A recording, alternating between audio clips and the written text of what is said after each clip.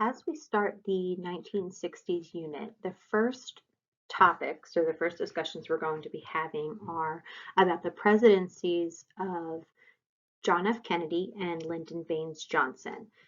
John F. Kennedy is this guy right here, and Lyndon Baines Johnson is right here. And you can see from the years here, 1960 to 68, their presidencies pretty much dominate the 60s decade.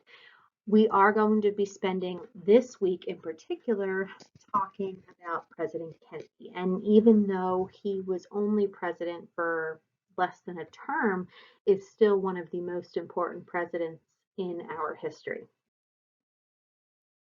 So, to start our discussion on President Kennedy and the 1960s, the first thing we have to talk about is the election of 1960.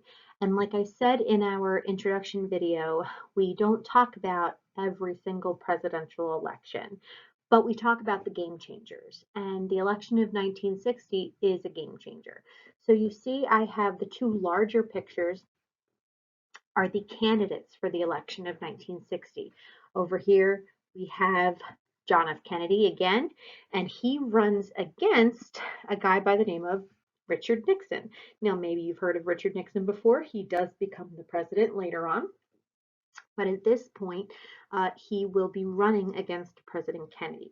And then the smaller pictures that you see are their running mates or their vice president candidates. Okay, so here we have Lyndon Johnson, and then over here for Richard Nixon is a guy by the name of Henry Cabot Lodge Jr.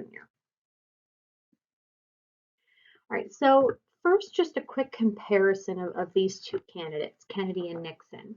Um, Kennedy was a lot younger than Richard Nixon was. And really, the two men couldn't be more opposite. John F. Kennedy was from a very wealthy family in Martha's Vineyard, or from Martha's Vineyard in Massachusetts. It's where the Kennedy estate is. The father, John F. Kennedy's father, was very, very well known in local politics and money and business in Massachusetts. He was, though, a veteran of World War II in the Pacific, and in fact, his ship was torpedoed by the Japanese, and he was considered a hero because he saved a lot of the men on that ship. But when he came out of the war, it was actually Kennedy's older brother who was being groomed for politics. And when his brother decided not to get into that, Kennedy became the next one in line to be groomed for politics.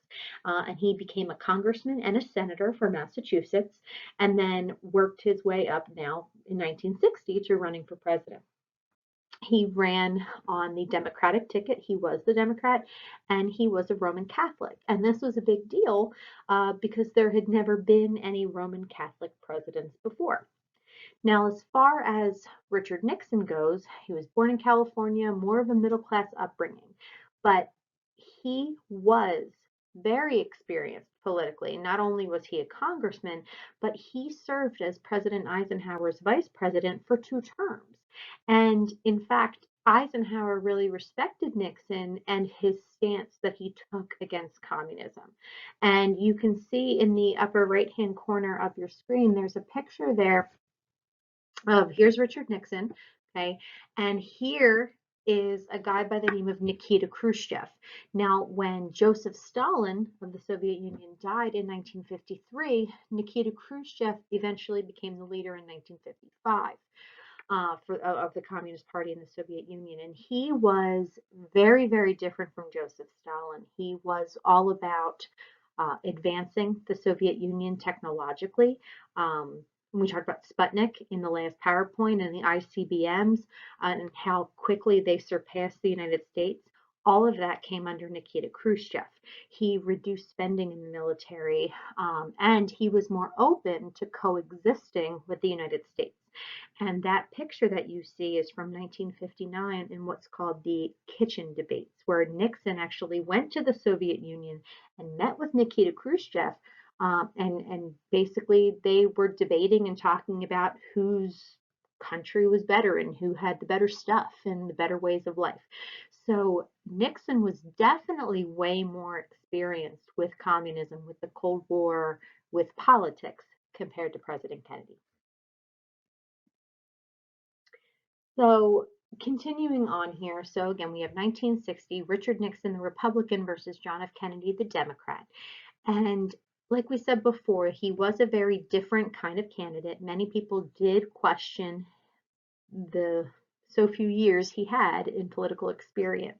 When he was elected, he was 43 and he was the youngest elected president. And like I said, he was also the first Roman Catholic. What makes, other than Kennedy, winning the election, what makes this election so important?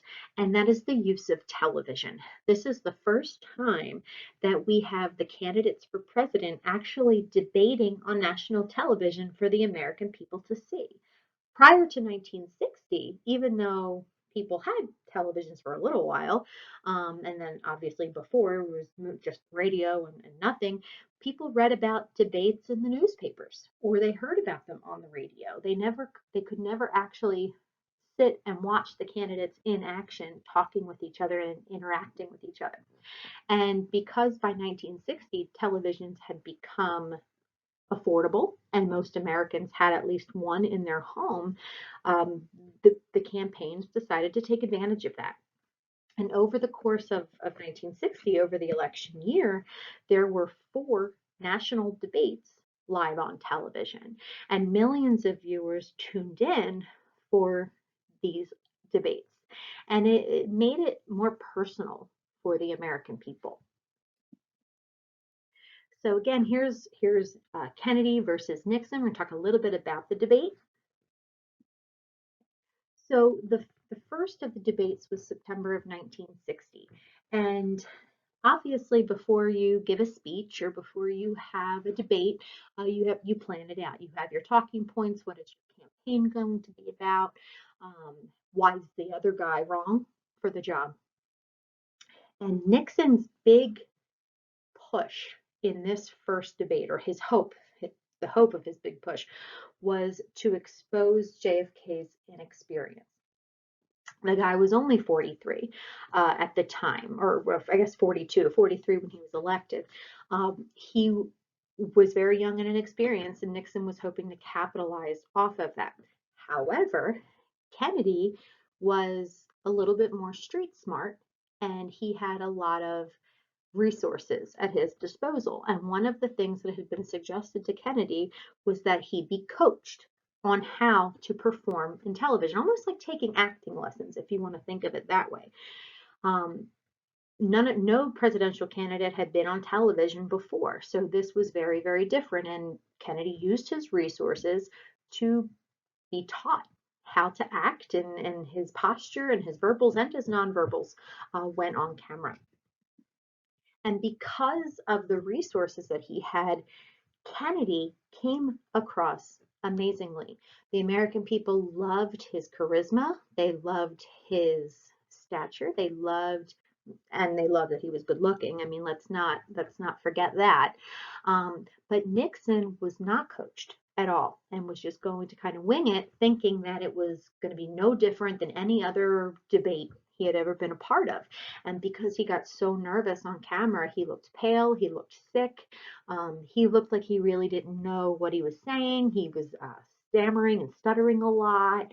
And it's interesting because if you look at the American people and their experience with this debate, those people that listened to it on the radio, sort of, and read it in the newspaper definitely thought that Nixon won the debate. But if you ask the people who watched it on television, because of just how confident and good Kennedy looked, they thought Kennedy won the debate.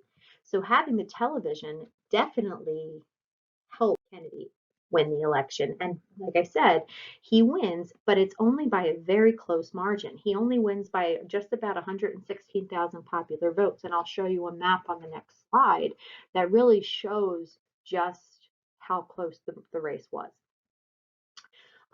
So as far as the impact here, television definitely helped Kennedy win this election. Many historians believe that had there not been a televised debate or 4 televised debates, Richard Nixon wins the election in 1960. But that was not the case. Kennedy is the president with Lyndon Baines Johnson. Lyndon Johnson, or LBJ, is his vice president. And because of this election, television is very, very important. And it's important to not only say the right things, but also to look the right way and to look the part. When Kennedy wins and he is inaugurated in January of 1961, he gives his famous inaugural address where he says, or he really challenges the American people, ask not what your country can do for you, ask what you can do for your country. And this is one of the hallmarks of his presidency, even though it was one of the first speeches that he gave. He's relating to the American people and he's challenging them to be involved and to be engaged. Kennedy winning this election was so important for the American people. Coming off of World War II and into the booming post-war years of the late 40s and 50s, the Americans were all about living the American dream. They had the money, they could buy their homes, they had the jobs, they had luxury items for the first time. They were giving great experiences to their children that they didn't have growing up because of the Great Depression. And now you have this young guy who's married and has two very little children, Caroline and John John. They are in the White House. And this is, for the people, the American dream personified. Here you have this young couple, very nice to look at, and very relatable. And that was important. They were the nuclear family. They were the perfect American family that everybody strove to be. So this was definitely a very interesting election and a very cool election for the American people to be a part of. Here's a map to show you really just how close it was. If you look here, okay, at first just at the map, you'll see it looks like, and you see the red and the blue, Richard Nixon is red and Kennedy is blue. It looks like that Richard Nixon won more states, and he did. But when you look at a presidential election, there's two things that are taken into consideration. You look at the popular vote, which is the vote of the people, and you can see on this pie chart here, it is basically split down the middle. Kennedy only wins by 100,000 or so popular votes. But then you have the electoral votes. And the electoral votes are based on the voting of the population. But based on your population and the number of people you have in your state, some states get more electoral votes. So if you look, for example, California, okay, is a very densely populated state, so they would get 32 electoral votes, while the Dakotas, okay,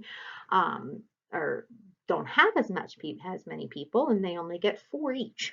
Okay, so even though Richard Nixon had more states, President Kennedy was able to get the more densely populated states. Texas has 24, PA 32, New York 45, okay, Illinois 27.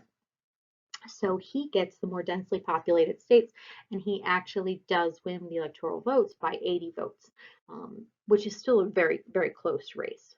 Okay, and many people look at television being the reason for the results of this election. Okay?